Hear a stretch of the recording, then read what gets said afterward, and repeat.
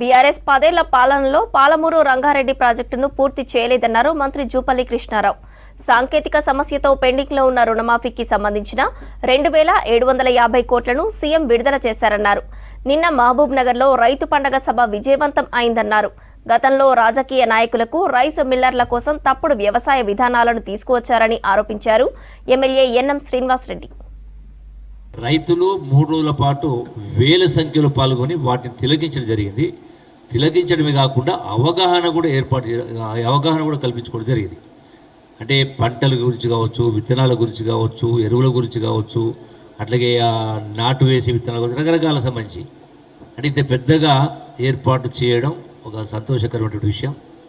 రైతులను వాళ్ళకు అవగాహన కల్పించే కార్యక్రమం 2750 కోట్ల రూపాయలు సుమారుగా మళ్ళీ 3-4 లక్షల మంది రైతాంగానికి ఏదైతే సాంకేతిక లోపం కారణంగా ఆ బ్యాంకుల మధ్యలో ఈ యొక్క పొరపాట్ల కారణంగా కొంత ఆలస్యమైన మాట, వాటన్నిటి కూడా నేను అందరికీ అవి క్లియర్ చేయడం జరిగింది.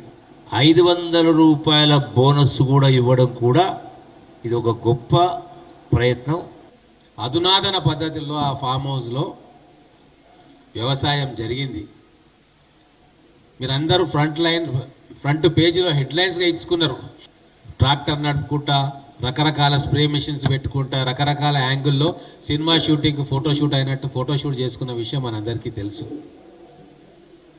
నేను ఒక రైతునే అని చెప్పే ప్రయత్నం చేసిండు. నిజమే, ఆయన అధునాతన పద్ధతులు తీసుకున్నాడు, పేపర్లో రాయించుకున్నాడు.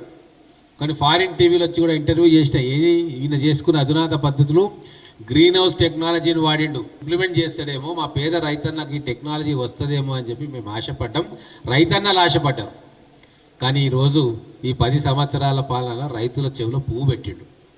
టెక్నాలజీ మొత్తం కూడా ఆయన తీసుకొని గత ప్రభుత్వాలు ఇచ్చే సబ్సిడీలు కానీ, పాలీ హౌజులు, గ్రీన్ హౌజులు, డ్రిప్ ఇరిగేషన్కి ఇచ్చే సబ్సిడీలు కూడా ఎత్తేసి మొత్తం ఆయన కోటలో ఆయన గడికి పరిమితం చేసుకున్నాడు.